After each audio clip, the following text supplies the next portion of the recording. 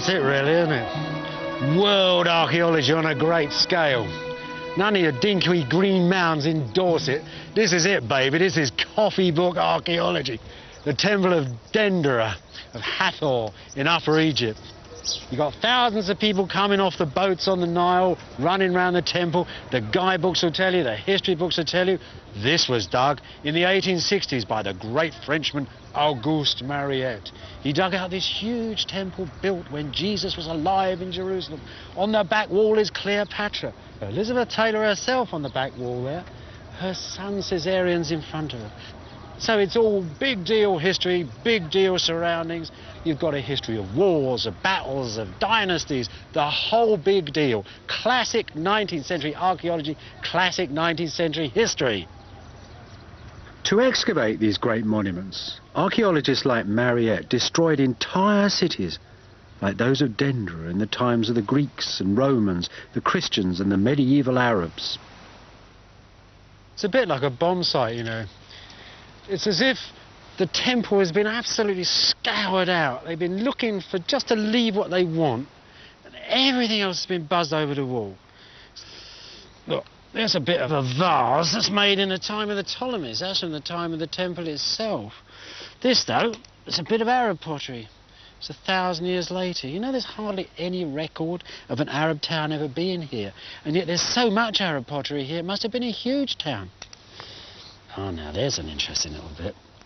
That isn't from this town at all. That is from the town of the temple down there. That's from a piece of a ancient Egyptian blue glazed pot. Faience, they call it now. You know, when the tourists first came to this temple in the 1850s, they used to give you a little shovel on the boat. You could come out here and dig your own antiquities out. That's a nice thought, isn't it? Something flashing down there, look. I wonder what that is. That's a little weeny little piece of obsidian. That's a sort of volcanic glass. God knows what age it is, I don't know about that, but they were making and importing stuff like that here for a very long time. Somebody's bones bleaching away in the sun, look at that. There's little cemeteries in these walls. They're from the Christian times too.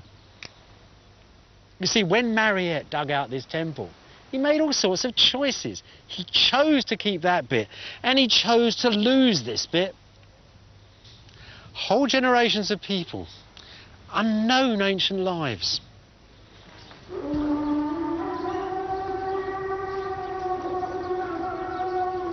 The residue of all the people who have ever lived here from the time of Cleopatra has been ruined and lost, and we will never know their history.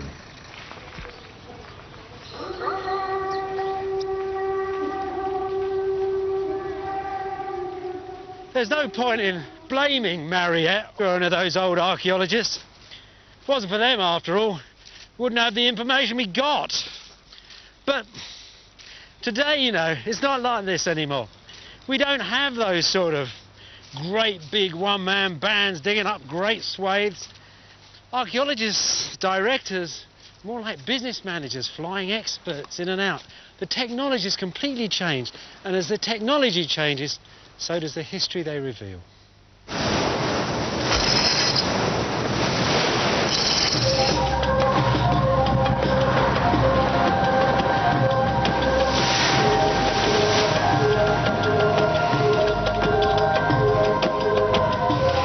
New history is found in very different places, and sometimes by using different tools as well. We're sailing to Bodrum in southern Turkey, on a coast of 10,000 shipwrecks.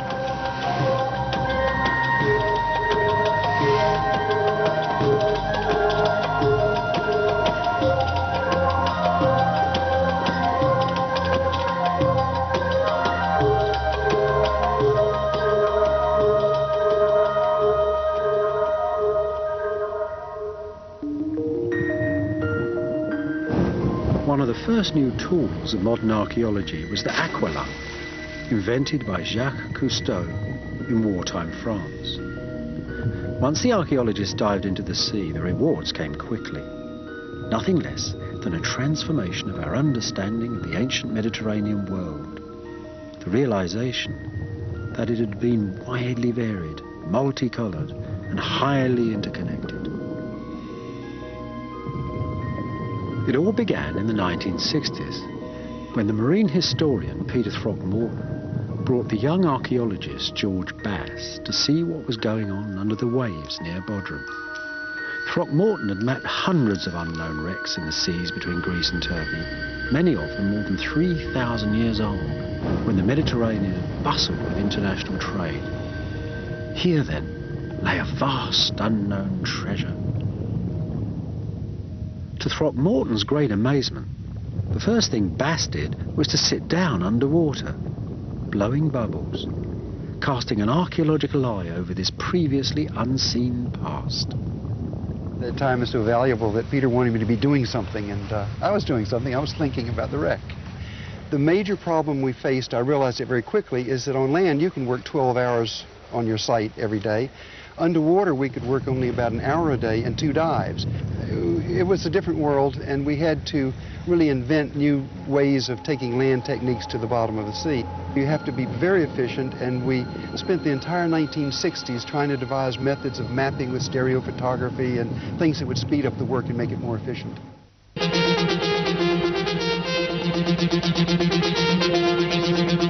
Hidden in the depths of a shantytown lay secrets of the dead, secrets of an empire. Like land archaeology, the thing was not just to take treasures from the seabed, but to map and plan all surviving objects where they'd lain since ancient times. Only then could Bass resurrect the ancient reality, the shipping, trade and tragedy upon an ancient sea. Bass's extraordinary excavation in the 1980s of a Bronze Age merchantman that had been wrecked off Ulu Burun on the southern coast of Turkey brought underwater archaeology into the very mainstream of modern histories. Oh, wow. Well, I can say that this ship was definitely coming from Cyprus, because this is all Cypriot pottery. So when you moved from land archaeology to sea archaeology, underwater archaeology, did it actually change the way you saw the past, the things you were digging up?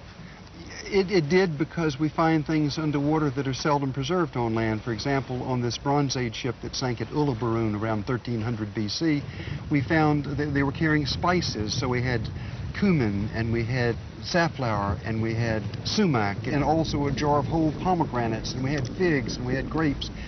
You don't find those things so well preserved on land. So we're seeing the minutiae of trade, and it was carrying materials that are simply never found on land, because once they had reached port, they would have been manufactured into something.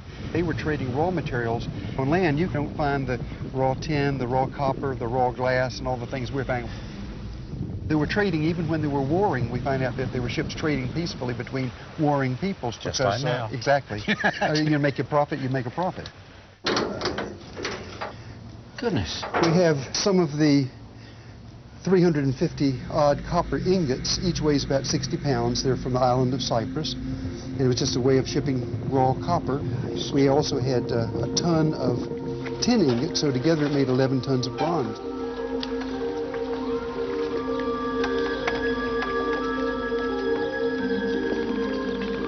I think this was a very major royal shipment, of perhaps a royal gift from one king to another. Perhaps more near the arms trade, perhaps. Yes, yes.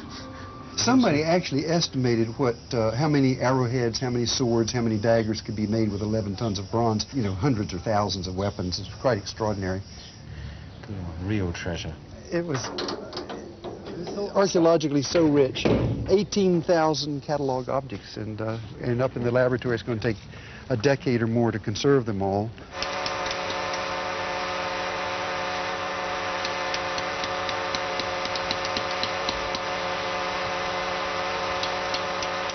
At Bodrum Castle, where Bass stores his finds, a large staff works to free the excavated objects from the deposits of the ancient sea, calcium carbonate. It's a lucky dip. No one knows what they'll find inside the chalk they cut away. The green stains are from the copper ingots that the ancient boat was carrying.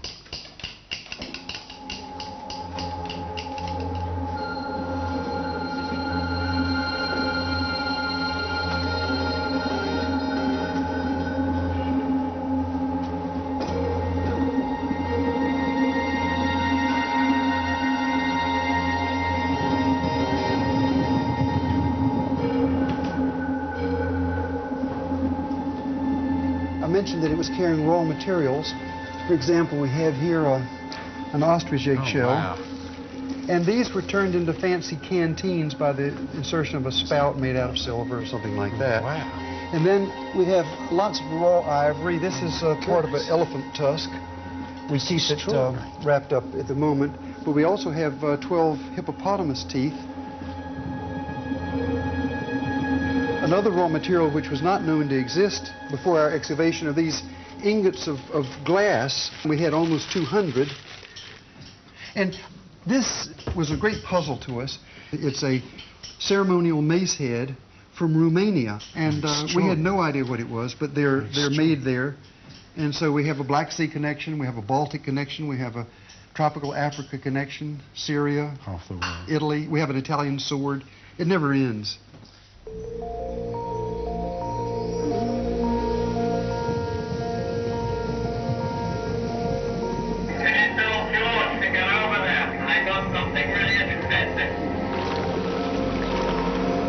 After months of deep and dangerous diving, Bass's team was rewarded by a cache of gold, found still lying in the captain's cabin beside a pair of jeweller's weighing scales.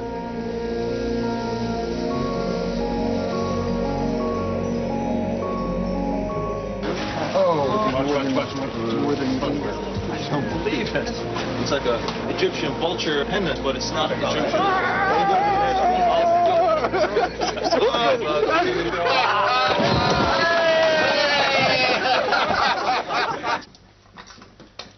The greatest treasure of Ulu Barun, however, was not made of the glinting yellow metal.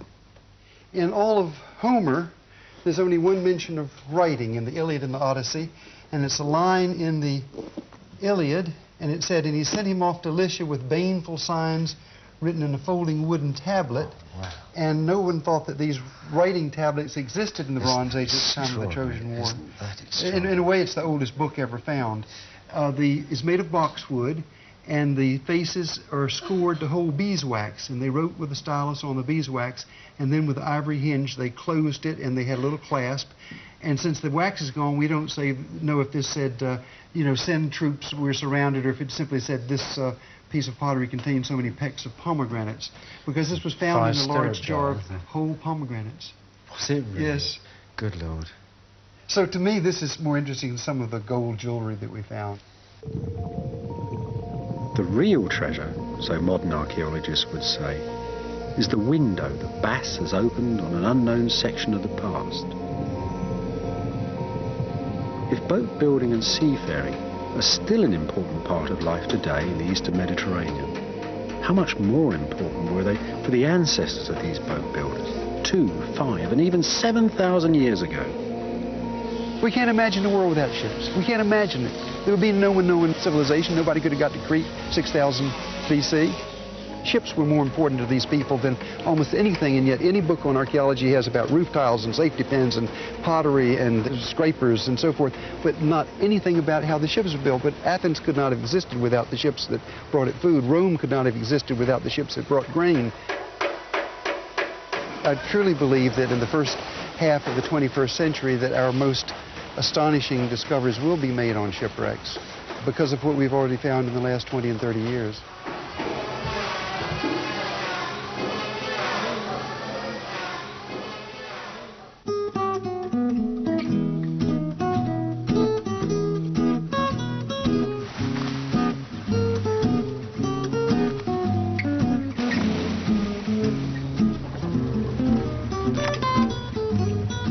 New archaeology is finding a new past, looking at the lives of ordinary people, of ancient fishermen and farmers, as well as those of queens and kings. It's re-examining old and famous archaeological discoveries as well, along with the original interpretations of the archaeologists who found them.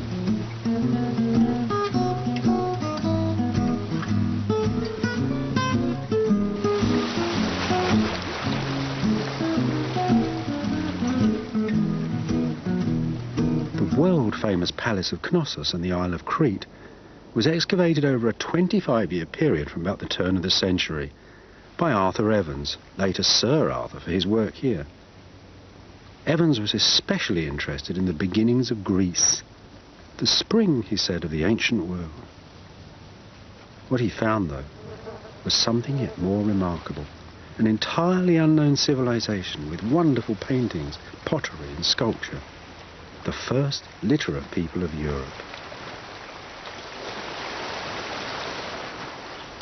Arthur Evans came to the island and walked over it for 4 or 5 seasons before settling on this large hill here. There were stones like these sticking out the ground, and on them there seemed to be marks which to Evans might have been the first Greek writing. So he bought the whole hill. He was a very wealthy man and started to excavate. But you know, even as he started the work, his mind was already full of the great Greek myths concerning Crete. About King Minos and the Minotaur and the Labyrinth and Theseus and Ariadne and all those marvellous Greek stories that he'd been taught as a child in school. As soon as Evans started to excavate the rooms inside this huge set of buildings he'd found, he started to give them labels. It was immediately a palace, the whole thing. The big rooms were called the chambers of the king, the medium-sized rooms were called chambers of the queens, tiny little rooms were called guardhouses. To go along with the palace and the king, he actually gave them an empire too. But of course in the ancient world it was well known all the empires on the land were taken up. So his civilization was given an empire of the sea.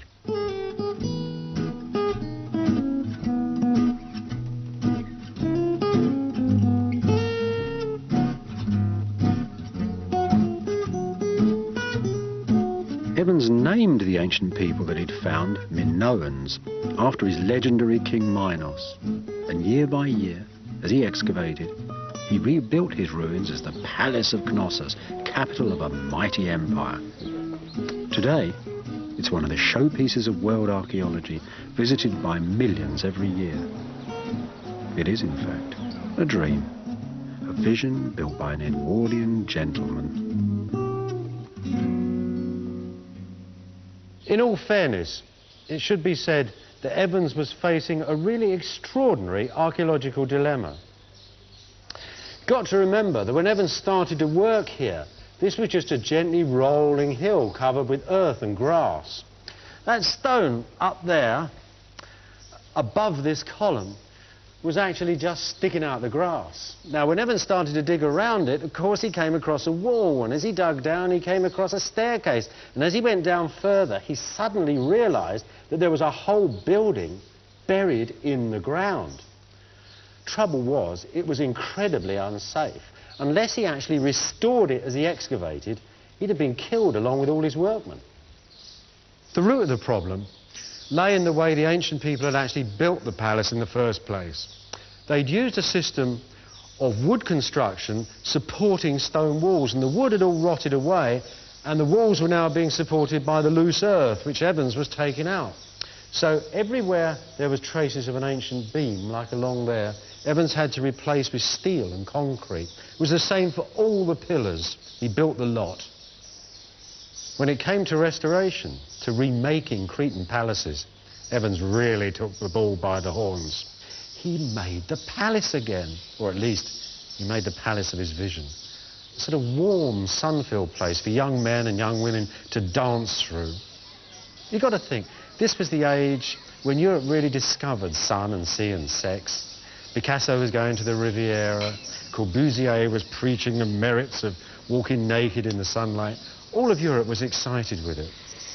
And it started an enormous tourist industry for Crete, because all the tourist boats going around the Mediterranean suddenly turned up at this very poor island, especially to see Sir Arthur Evans' dream world.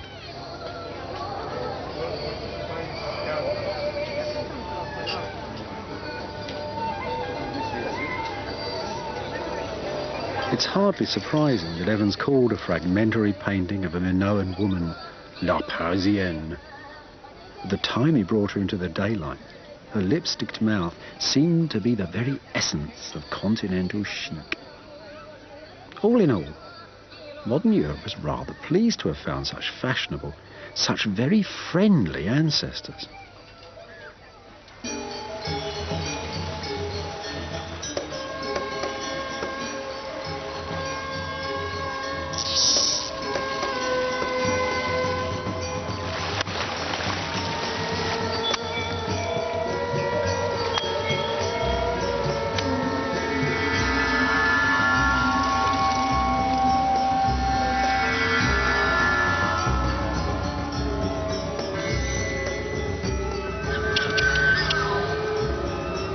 In the 1970s, Evans' image of Knossos as a sort of Riviera paradise with added empire really took a nasty knock.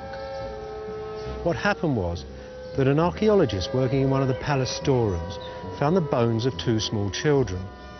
What was really chilling was that there were marks on the bones showing that they'd been very carefully and very expertly butchered. These two children had therefore probably been eaten. Cannibalism at Knossos. What a thought. A lot of professional archaeologists actually refused to believe it. And then just a few years later, the body of a bloodless youth was found with his throat cut, still lying on the altar of a Minoan sanctuary. Clearly, this was a part of the Minoan kingdom which Evans had never dreamt of.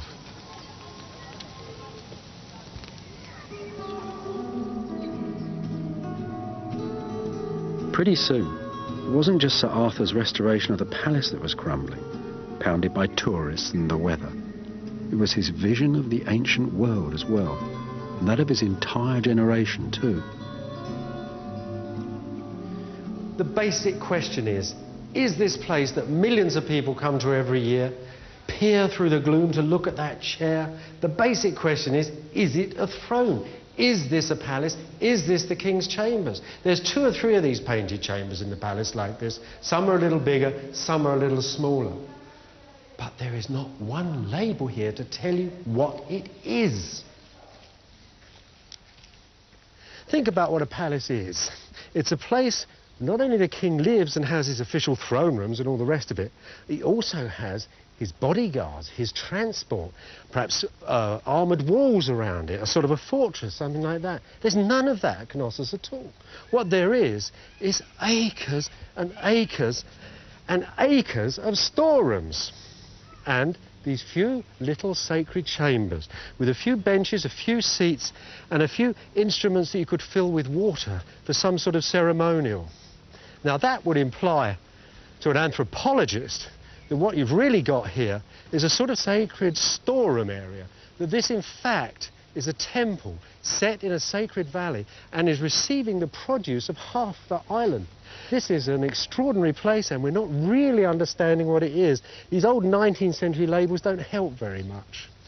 They don't help very much with the idea of an empire either. This idea of a sea empire is pretty daft. It really is only to do with the fact that the Minoan style you can see in other islands. You can see it in Syria, you can see it in islands close to Italy. But then you can see the influence of the Palace of Versailles in London and Austria. It doesn't mean that Louis XIV ruled there too. So the whole thing is really starting to collapse. Like Arthur Evans' grand creation here, it's all ideas and hang-ups too from the 19th century.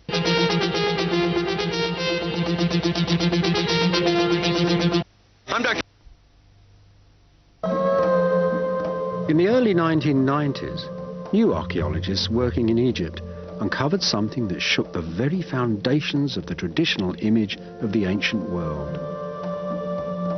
At Tel el-Dabba, in a part of Egypt far from Pharaoh's great grand temples, in the damp soil of the Nile Delta, Professor Manfred Bietak of the Austrian Archaeological Institute excavated enormous murals painted by ancient Cretan artists working deep in Egypt in a pharaoh's palace.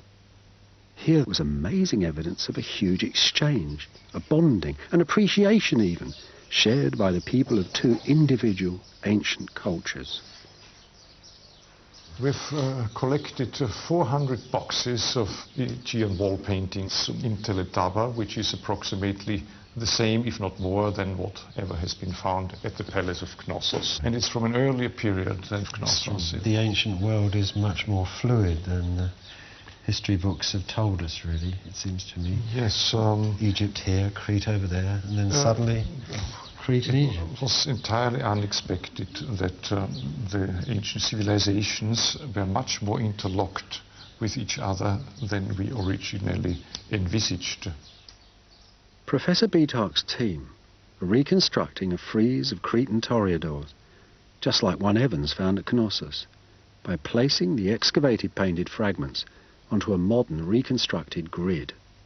We have here an bull with an acrobat on top of it. Perhaps it's a bull grappler with a Minoan seal on his wrist. and you can see the curls streaming from his hair. So that's an acrobat's leg. Comes down here, and there's his head and body.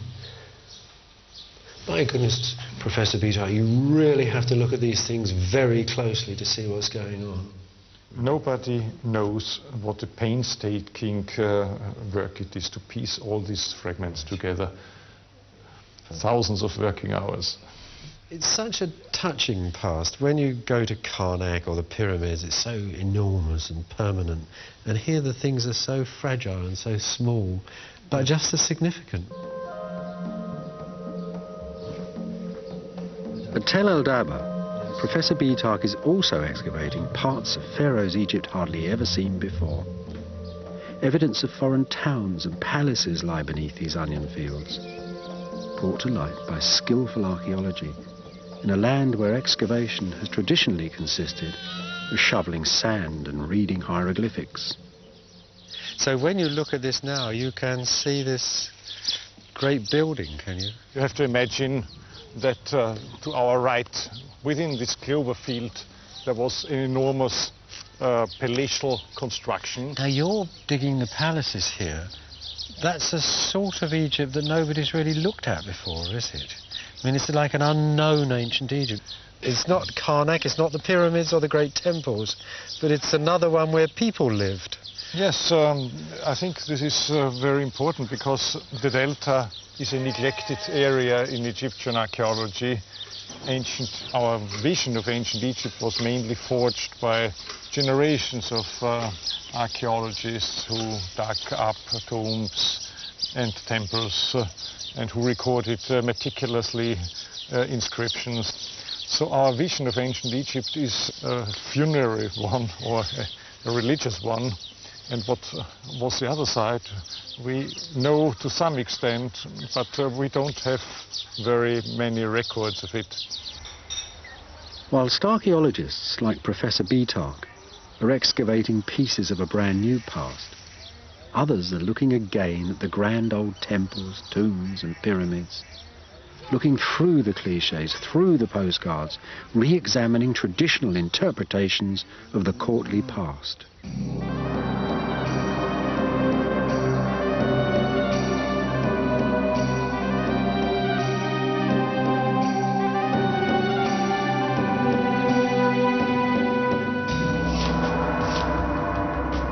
This is the great temple of Ramesses III at Thebes in Upper Egypt.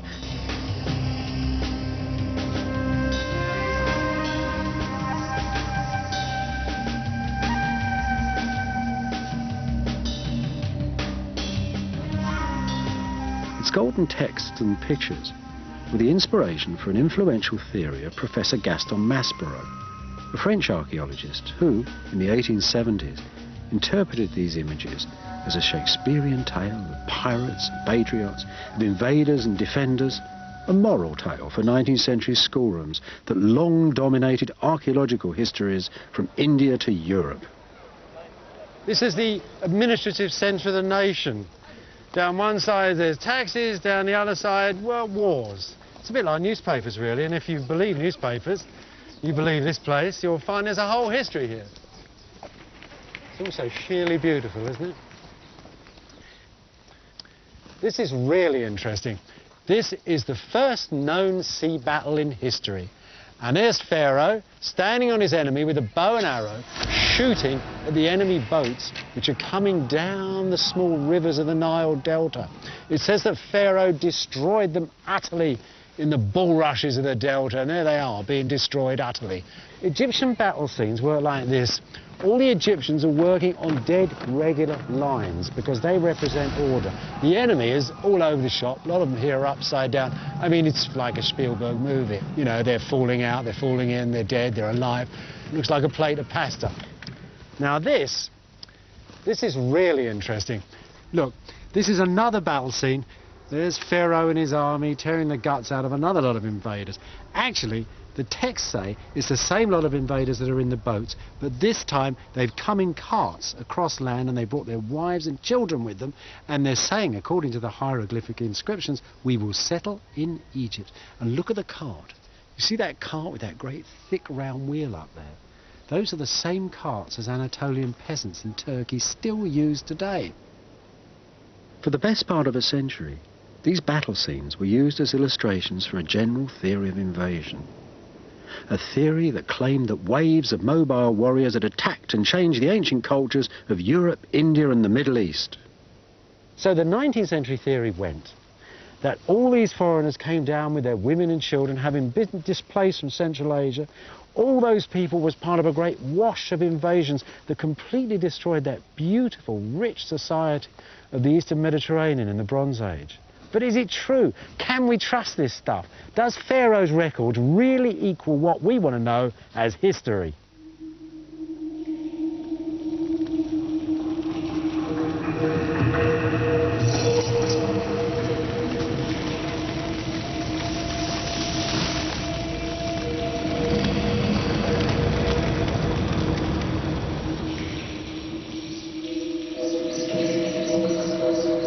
By the 1970s, the century-old invasion theory had grown to a point where most archaeologists simply assumed that in the years between 1400 and 1100 BC, a racial invasion, a single brutal disaster, had destroyed the rich Bronze Age cities of Greece, Syria, Israel and Anatolia.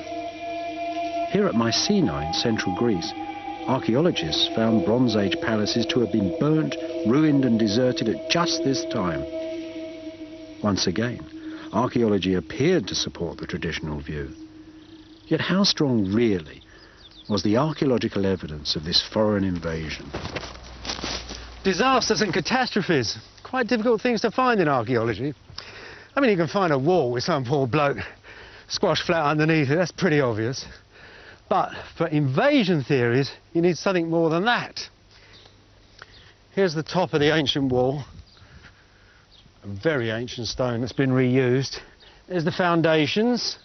So you've got to imagine the ceiling up there, crash, the roof comes down in flames. And I don't know if you can see it, but there's a slight stain. It runs just through there. That's ash that's 3,500 years old. Now somewhere in here,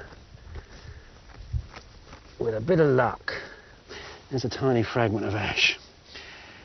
It's from little bits like that people have built theories of the ancient Greek race itself coming into Greece, burning the Bronze Age civilization, bringing language, art. Hitler, you know, thought that they were Germans that had come down and made this ash, and that the Greeks were Germans. Other people thought they'd come from Bulgaria or somewhere else. But that's how archaeologists build their history, out of single events. It's a classical theory, and as you can see, the evidence is pretty dodgy.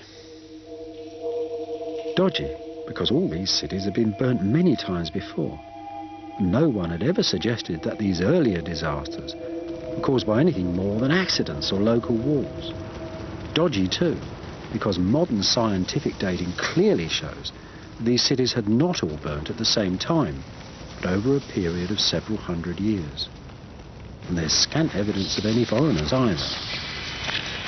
There'd been no single grand invasion, but the slow disintegration of an international culture, the Bronze Age, over many centuries. You know, I think we're entitled to ask where this basic idea of invasion as an agent of change comes from. Like most things in the modern world, the answer lies in ancient Greece and its writings. Look, I'm sitting in a cafe table in Athens. Up there is the great big beautiful rock of the Acropolis. That wall at the top of it was built 500 BC, just after Greece had been invaded by Persia, and the Persians had come here and torn down all the temples and burnt them. When the Athenians got themselves back together and built that wall, they got all the old bits of the temples that were burnt and built them into the wall. You see those bumpy bits up there? They're the drums of great columns of a temple that's completely disappeared.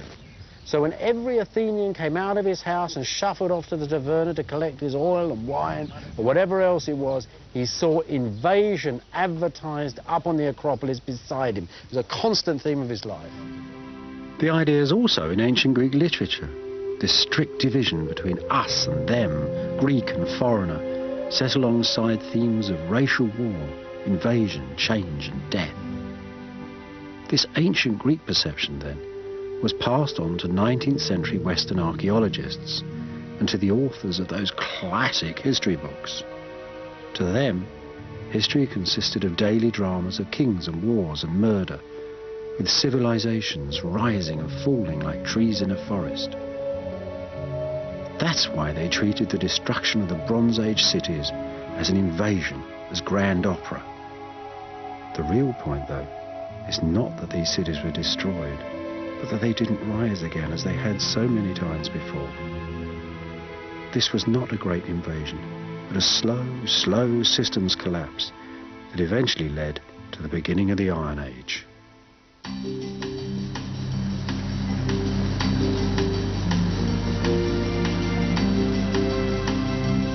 New archaeology is showing us so many different histories. Unknown histories where 500 years isn't only counted out in wars and dynasties, but in 25 generations of human life. In slow changes in diet, perhaps, as seen in the bones of humans or of animals, in ancient crop and field use. All this and more shows previously unnoticed types of ancient history. So in Australia, for example, and in Canada too, and many other countries, indigenous peoples now have 40,000 years of practical archaeological narrative to set beside traditional history and memories of dream time.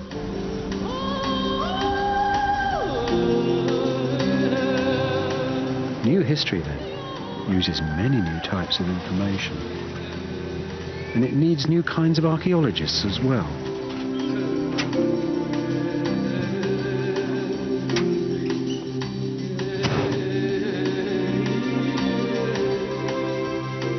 This new archaeology is really producing the most wonderful things.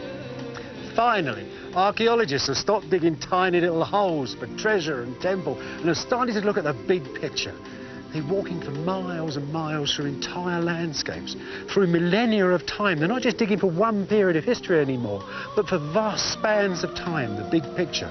As they walk through their landscapes, they pick out things to dig. They might dig anything, peace-farms, pigsties, palaces, temples, it's all the same to them. Flint axes, polythene bags, it's all part of the big picture.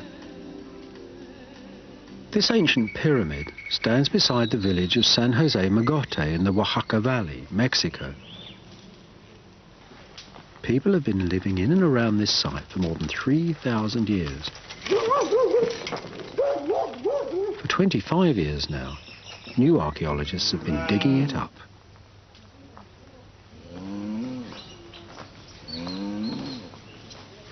You know, this new archaeology is going to occupy a completely different space in our society to the old archaeology. Think where you have to go to look at the old archaeology. The products are found in the British Museum, the Louvre, the Met, all the great museums of the world. They've got the pick of it all, really. All the great monuments of history, everything that money can buy and armies can plunder, it's there. The new archaeology, though, it's interested in smaller things, and you're not going to have to go to these vast institutions with their marble columns to see them. Best places, perhaps, are little places like the Village Museum of San Jose Mogote.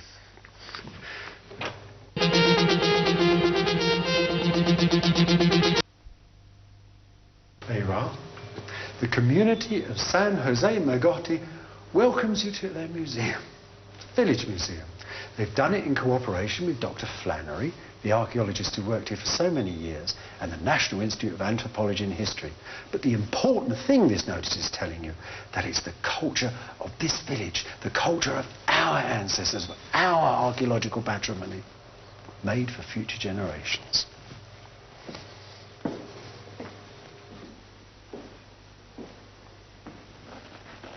It's the first case in the Villagers Museum.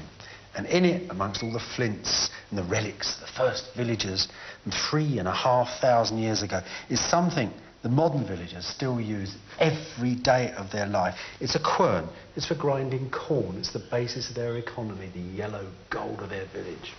But this village grew so quickly that in 5 centuries, they had artists making things as precious as this.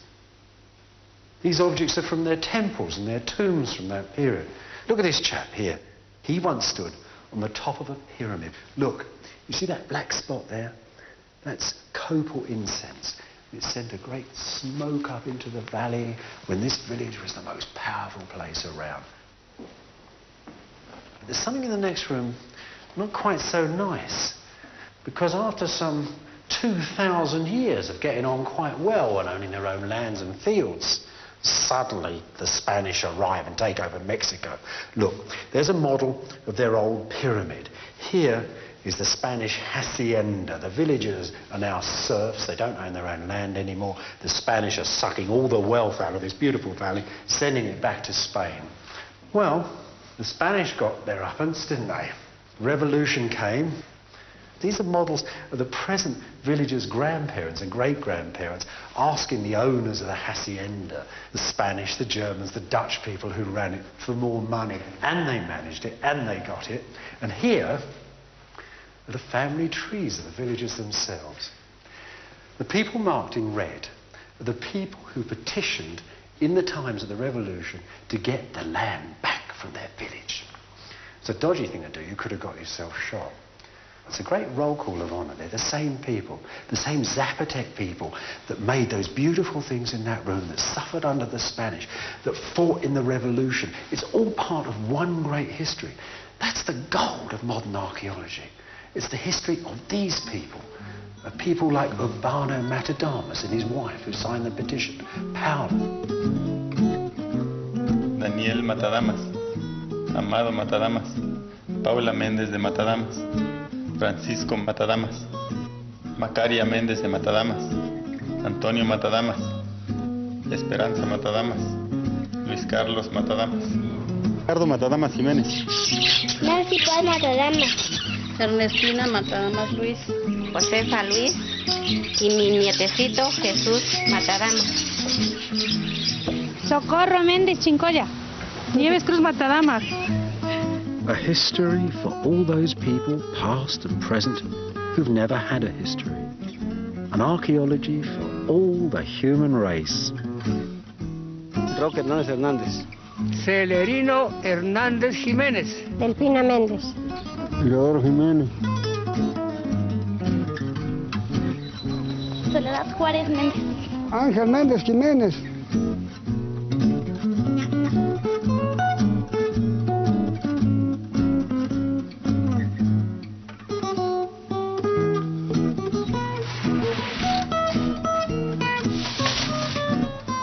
Abisaí López Porras, Sara Hernández López,